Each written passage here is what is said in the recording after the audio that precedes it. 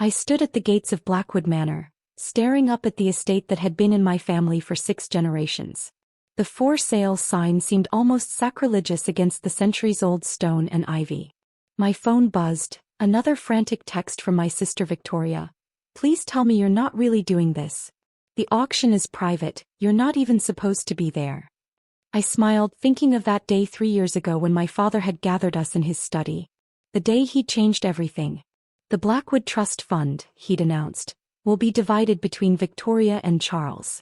As for you, Alexandra. He'd looked at me with that familiar disappointment. The trust is only for worthy children who uphold the family legacy. My crime? Starting a tech company instead of joining the family investment firm. Choosing innovation over tradition. Being, as my mother loved to say, disappointingly modern. You'll regret this decision, I told them calmly. Hardly, Charles had smirked. What are you going to do? Code your way into high society. 3 years later I walked into the auction house, my net worth higher than the entire Blackwood Trust Fund. Turns out disrupting the financial technology industry pays better than managing old money. The auctioneer looked up in surprise as I registered. Miss Blackwood? I wasn't aware you'd be attending. Family privilege, I smiled, taking my paddle. Number 23, my lucky number. My presence caused quite a stir among the potential buyers. I caught snippets of whispered conversations. The disinherited daughter. Made billions in fintech. Blackwood Technologies founder. Victoria and Charles arrived minutes before the auction began. Their faces when they saw me were priceless. Alex, Victoria hissed, hurrying over. What are you doing here? This is embarrassing enough without. Without what? I asked innocently. Without the unworthy daughter showing up. You can't afford the estate, Charles cut in. Even with your company money. The trust fund is combining resources to keep it in the family. I just smiled, thinking of the numbers in my account. They had no idea what I could afford. The auctioneer called for attention. Ladies and gentlemen, we begin with Blackwood Manor, the historic estate of the Blackwood family, including all grounds and contents. I raced my paddle before he could even state the opening bid. 20 million, I called out clearly. The room fell silent. Charles's face went pale. 25 million, he countered desperately. I didn't even hesitate. 30 million. Victoria grabbed Charles's arm. They whispered furiously, probably calculating the trust fund's limits. 35 million, Charles shouted, his voice cracking. I smiled. 50 million. The auctioneer's gavel hit like thunder in the silent room. Sold to paddle number 23.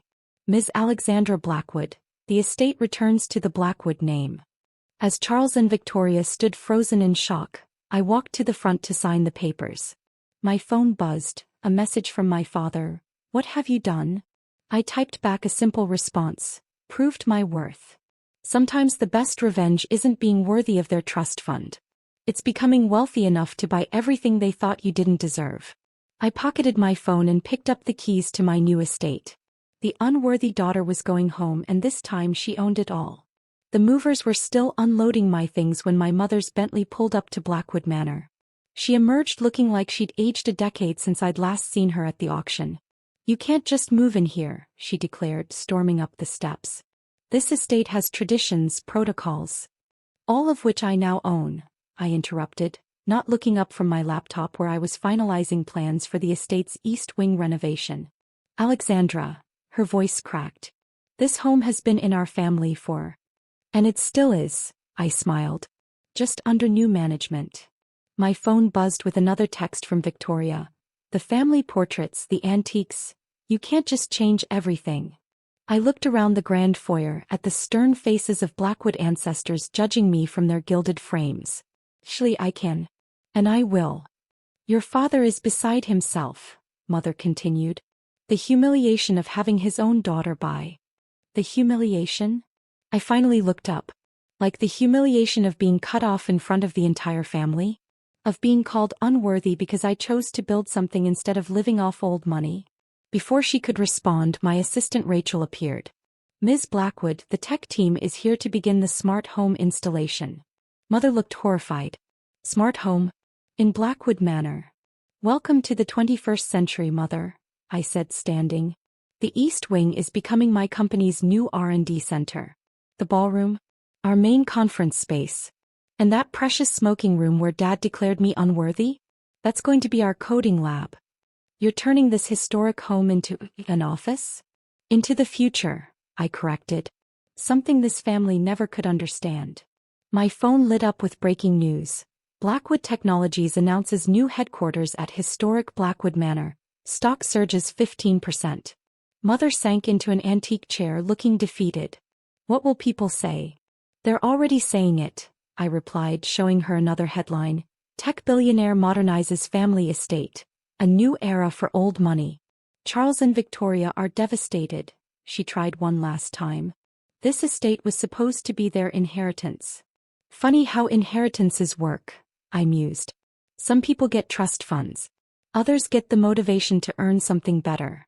As if on cue, a crew began carefully removing the portrait of my father from above the main staircase.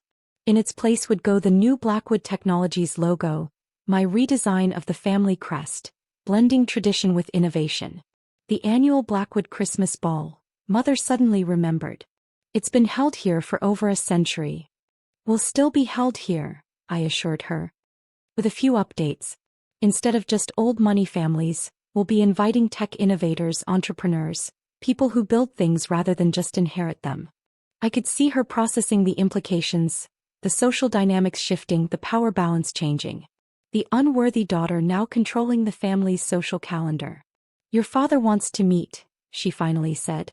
To discuss terms. My terms are simple, I replied.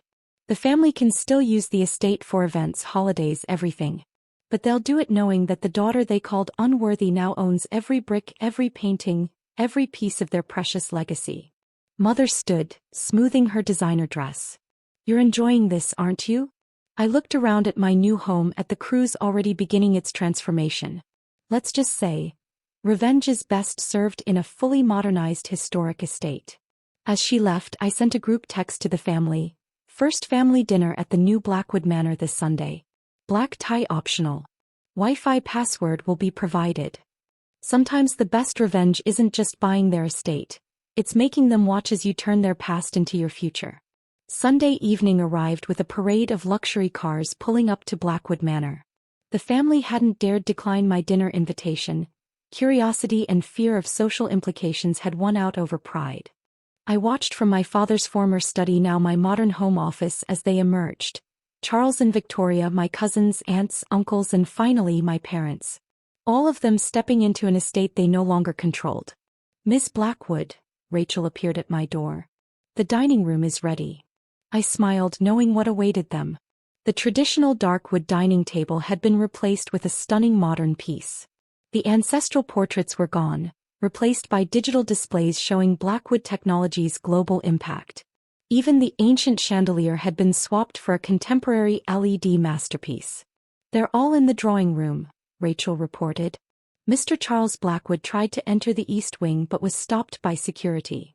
Good, I nodded. Let them stew for a few minutes. I checked my phone. Our stock had hit another record high after announcing a major tech partnership. The family's trust fund, meanwhile, had taken a significant hit from losing the estate. Making my entrance, I found them clustered in groups, whispering and staring at the changes. Mother was practically in tears over the modern art where her beloved hunting scenes had hung. Welcome to the new Blackwood Manor, I announced. Father stepped forward, his face tight.